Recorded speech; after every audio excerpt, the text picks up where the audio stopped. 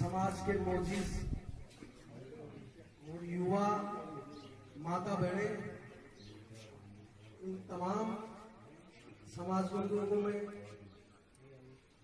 हृदय से आभार व्यक्त करता हूं कि आपने आज का जो आपका जो समय था, आज पिछले कई दिनों से अभिषेक जी से बात चल रही थी, यहाँ के गांव के जो युवा साथी थे उन तमाम युवा साथियों से बातचीत चल रही थी। युवाओं की एक भावना थी, भाई साहब आप हमारे गांव में पहुंचे, तो गांव में एक जगह लोग नहीं बैठ पा रहे, सब अपने अपने, कोई बिजनेस में है, कोई मजदूरी कर रहा है, कोई खुद का उसके काम है, कोई बाहर किसी काम के उद्देश्य से कमाने के लिए गए हुए हैं। लेकिन इन सभी समाज बंधुओं को एक प्लेटफॉर्म, एक जाजम पर बिठाने वाला कोई व्यक्ति है नहीं, और संख्या भी समाज की देखे तो आसपास के यहाँ गाँव में आपकी काफी संख्या है। तो इन युवाओं की भावना थी कि आप हमारे बीच में आए, तो इन्होंने कार्यक्रम तय कर लिया कि आज 1 तारीख को हम कार्यक्रम करेंगे। तो आज तमाम जितने भी लोगों ने इस कार्यक्रम को मैनेज किया, इन कार्यक्रम को आयोजित किया, सभी साथियों को मेरी तरफ से आभार, धन्यवाद। सबसे पहले आज भारत के इतिहास में सबसे कम उम्र में शहीद होने वाले शहीद रामचंद्र विद्यार्थी प्रजापति की आज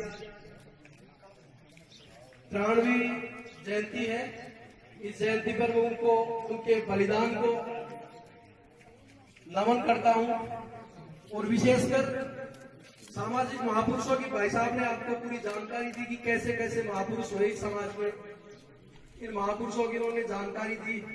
मैं विशेषकर 2-3 विषयों पर मैं बात करना चाहूंगा, ज्यादा समय आपसे नहीं लूंगा क्योंकि आप काफी देर से बैठे हो।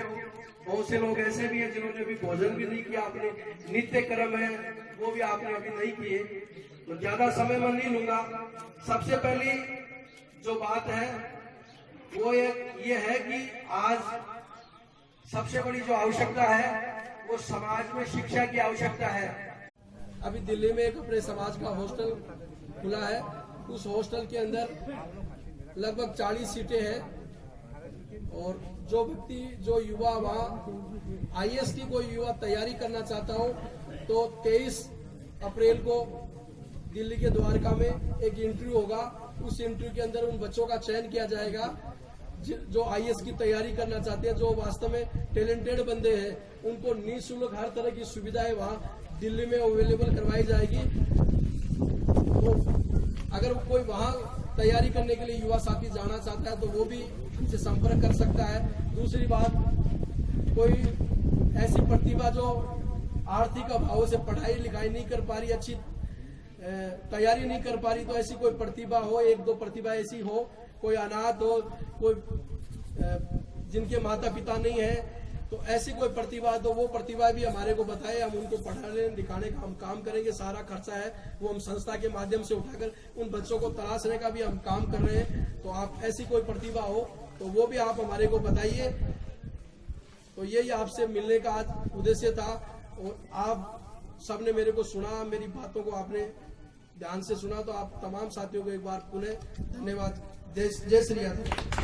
2023 के विधानसभा चुनाव है, कम से कम उस विधानसभा के अंदर हमारे समाज के 20 एमएलए चुनकर जाए। इस तरह की सोच हम राजस्थान में पैदा करना चाहते हैं। राजस्थान के अलग अलग कोनों में जाकर हम लगातार संघर्ष कर रहे हैं, राजनीतिक चेतना लोगों के अंदर पैदा कर रहे हैं। और ये जो दोनों पार्टियां जो समाज के साथ सही तरीके का व्यवहार नहीं करी, इन पार्टियों की जो गलत नीति है वो भी हम समाज के लोगों को बता रहे हैं। मेरा कोई उद्देश्य राजनीतिक किसी पार्टी का मैं कार्यकर्ता भी नहीं हूँ, प्राथमिक सदस्य भी नहीं, जो वस्तु स्थिति जो है वो मैं आपको बता रहा हूँ। अभी पिछले दिनों आपने देखा होगा कमलेश प्रजापति फर्जी एनकाउंटर का मामला था बाड़मेर में, और वहां एनकाउंटर एक राजस्व मंत्री हरीश चौधरी की सह पर वो एनकाउंटर हुआ, और उस एनकाउंटर को दबाने के लिए राजस्थान सरकार ने एडी से चोटी तक का पूरा जोर लगा दिया, और सीबीआई जांच की जो समाज की मांग थी, पूरे सीसीटीवी वीडियो जारी हो गए थे और कई तरह के वीडियो आ गए थे, सारी चीजें क्लियर हो गई थी कि ये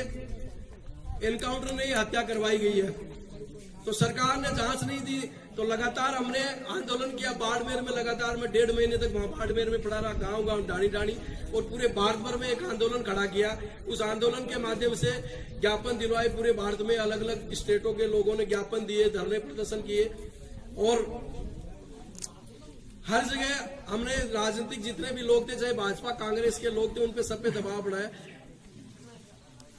हमने ऐसे ऐसे विधायकों पे दबाव बनाया कि उन विधायकों को बोलना पड़ा, मिनिस्टरों को बोलना पड़ा, सेंटर के मिनिस्टरों को बोलना पड़ा।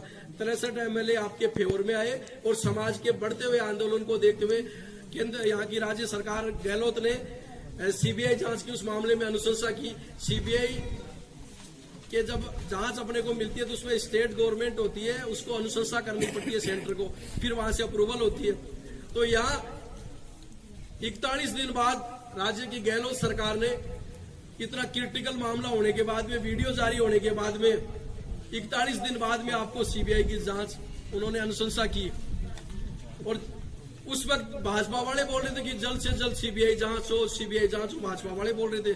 और जब कांग्रेस ने अनुशंसा कर दी, फिर भाजपा वाले चुप हो गए। पहले कांग्रेस वाले नहीं बोल रहे थे, क्योंकि उनको पता था कि हम बोलेंगे तो हमारी सरकार की किरकिरी होगी। कांग्रेस माइंड के जो लोग थे तो वो चुप थे। और फिर उसके बाद में जब अनुशंसा की घोषणा कर दी, अनुशंसा कर दी राज्य सरकार ने, गहलोत ने, उसके बाद भाजपा वाले चुप हो गए। अब वहां फाइल चली गई, दिल्ली भेज दी फाइल। दिल्ली भेजने के बाद में मोदी, अमित शाह वो ध्यान नहीं दे रहे उस मामले पे। फिर उसके बाद जैसे ही आंदोलन बढ़ा, आंदोलन बढ़ने के बाद राज्य की पूर्व मुख्यमंत्री वसुंधरा राजे जी ने मुझे दिल्ली बुलाया। दिल्ली 2 घंटे उन्होंने बात की कि कैसे इस मामले को शूट आउट करें। आप बीजेपी के खिलाफ बोल रहे हो। मैंने कहा भाई हम बीजेपी के खिलाफ नहीं बोल रहे, हमारा उद्देश्य पहले हम गहलोत के खिलाफ बोल रहे। 40 दिन तक हमारे को जांच नहीं थी, अब 35 दिन आपको हो गए, आप जांच नहीं दे रहे हमारे को, तो ये क्यों हमारे साथ गलत क्यों कर रहे हो आप लोग? अगर घटना गलत हुई तो इसकी सीबीआई जांच देने में आपको दिक्कत कहाँ है? तो वसुंधरा जी से बात हुई। उसके 5 रोज बाद 5 सितंबर को, जुलाई को सीबीआई ने मुकदमा दर्ज कर लिया। मुकदमा दर्ज होने के बाद में 7 तारीख को अपने को सीबीआई जांच के आदेश हो गए। 7 के बाद में 9 तारीख जुलाई को बाड़मेर सर्किट हाउस में सीबीआई टीम भी पहुंच गई। लगातार इस मामले में अब जांच चल रही है। और इस आंदोलन की बदौलत राजस्थान सरकार के रेवेन्यू मिनिस्टर हरीश चौधरी को भी, आप तमाम लोगों का जो आंदोलन रहा, उस आंदोलन से ही उनको गहलोत ने राजस्व मंत्री पद से हटाया। एक उन्होंने तो रास्ता निकाला था कि पंजाब का प्रभारी बना के वहां भेज दिया, और यहां से उनको हटा दिया। अब सीधे तो सरकार कैसे हटाए? तो ये आप तमाम लोगों की ताकत, संघर्ष था, उस संघर्ष की बदौलत इस मामले में अपने को सफलता मिली। अब सीबीआई जांच चल रही है, और उम्मीद है सीबीआई सही तरीके से अगर जांच करेगी तो इसमें जो भी लोग इसमें दोषी हैं, जितने भी लीडर हैं, मंत्री हैं, सारे जेल जाएंगे। तो लोग तो ये कह रहे हैं कि कुमारों को कौन सीबीआई जांच देता है, लेकिन आप लोगों के संघर्ष ने सीबीआई जांच ली। तो मैं इतना ही कहूंगा कि आप तमाम लोगों से मेरा निवेदन है कि जो राजनीतिक क्षेत्र में जो लोग जाना चाहते हैं, वो राजनीतिक क्षेत्र में एक्टिव रहे, और समाज के साथ साथ में अन्य जो जाति बिरादरी है, उन जाति बिरादरियों की समस्याओं को भी आप सोल्व करें। उनकी क्या समस्या है, उनके छोटे छोटे व्यक्तिगत जुड़े हुए जो मामले, उनके लिए काम करें।